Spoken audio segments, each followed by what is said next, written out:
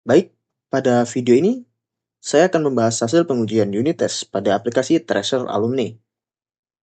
Setiap bagian memiliki beberapa skenario pengujian, dan kita akan melihat tujuan pengujiannya serta hasil berdasarkan output yang muncul di terminal. Baik, ini adalah unit test question controller, yang kebetulan saya yang membuatnya. Di pengujian ini ada 3 skenario. Langsung saja yang pertama adalah menolak input kosong. Pengujian ini memiliki harapan seperti sistem harus menampilkan error pada field text, jenis pertanyaan ID, halaman kuesioner ID, dan urutan. Juga, data tidak boleh disimpan. Selanjutnya, menerima input valid. Harapannya, tidak ada error, dan data dapat diterima oleh controller. Skenario ketiga, input dengan panjang maksimal 255 karakter. Harapan dari pengujiannya adalah teks panjang 255 karakter tetap dianggap valid. Sistem redirect ke indeks, lalu data tersimpan di database. Selanjutnya adalah unit test login. Masih sama, fitur login memiliki 3 pengujian. Yang pertama adalah login dengan email dan password benar. Harapan dari pengujian ini adalah user berhasil login dan sistem redirect ke /dashboard. Selanjutnya adalah login dengan password salah. Harapan dari pengujiannya adalah login gagal, redirect kembali ke login, field email harus memiliki error, dan user tidak dianggap login. Lalu, yang terakhir adalah login dengan password di bawah batas minimal. Harapan dari pengujian ini adalah sistem menolak password yang terlalu pendek, redirect ke halaman login, dan muncul error pada field password. Lalu, untuk selanjutnya, unit test untuk fitur dashboard. Masih sama, ada 3 skenario. Yang pertama adalah dashboard memerlukan autentikasi. Dengan harapan pengujian, user yang belum login tidak boleh membuka dashboard. Sistem harus mengarahkan ke halaman login. Lalu, user login dapat mengakses dashboard. Harapannya adalah setelah login, user bisa membuka dashboard dan tidak ada redirect atau bukan status 302.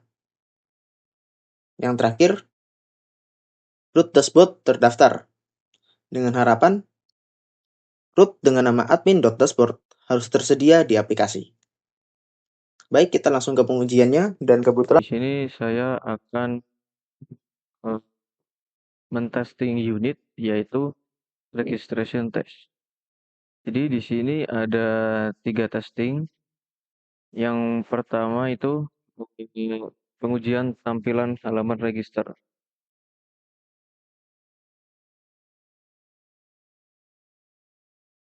Di sini memastikan bahwa halaman register dapat diakses dan ditampilkan tanpa error.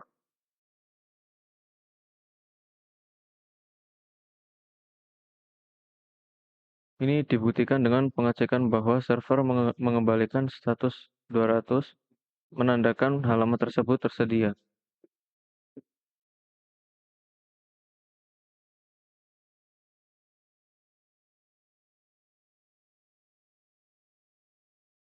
Yang kedua adalah pengujian registrasi berhasil.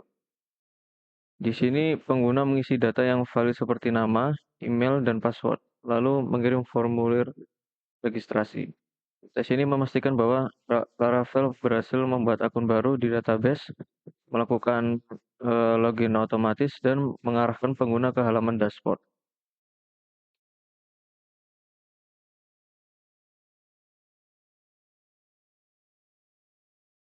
Dengan kata lain, proses registrasi bekerja sesuai dengan alur yang diharapkan. Yang ketiga ini adalah testing registrasi jika gagal, khususnya saat password dan konfirmasi password tidak cocok atau salah.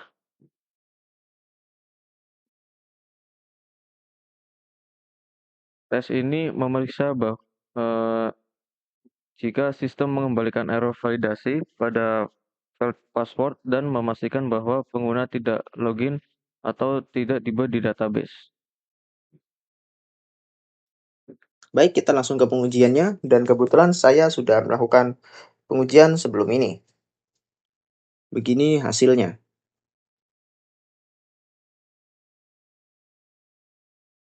Pada pengujian unit test question controller, di skenario pertama menolak input kosong, hasilnya adalah tes passed. Validasi input kosong berjalan sesuai ekspektasi. Lalu untuk skenario kedua menerima input valid, tes passed. Sistem menerima input valid tanpa masalah. Untuk yang terakhir, input dengan panjang maksimal 255 karakter, hasilnya teks ini juga passed. Data yang panjangnya maksimal dapat diterima dan berhasil disimpan. Lalu, untuk unit test login, pada skenario pertama, login dengan email dan password benar. Hasilnya adalah tes ini passed. Sistem menerima kredensial yang benar dan mengarahkan user ke dashboard. Lalu, skenario kedua, login dengan password salah. Tes ini passed. Sistem menerima menolak password yang tidak sesuai. Lalu, login dengan password di bawah batas minimal. Hasilnya adalah tes passed. Validasi panjang password berjalan sebagaimana mestinya. Pada pengujian ini hanya digunakan password dengan panjang 4 karakter. Lalu, untuk unit test pada fitur dashboard, di skenario pertama, dashboard memerlukan autentikasi. Dan pada hasil pengujian, tes ini passed. Dashboard terlindungi dan membutuhkan autentikasi. Untuk skenario selanjutnya, user login dapat mengakses dashboard. Hasilnya, tes passed. User yang sudah login dapat mengakses dashboard dengan benar. Lalu, yang terakhir adalah root dashboard terdaftar. Hasilnya adalah tes passed, root dashboard ditemukan dan valid.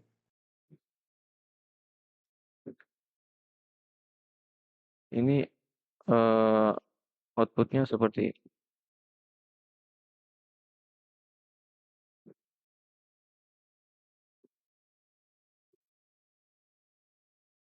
Baik, saya rasa cukup. Semua pengujian menunjukkan status pas di terminal.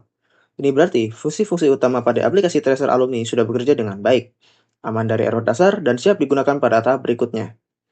Demikian penjelasan unit tes pada aplikasi Tracer Alumni. Terima kasih sudah menyimak.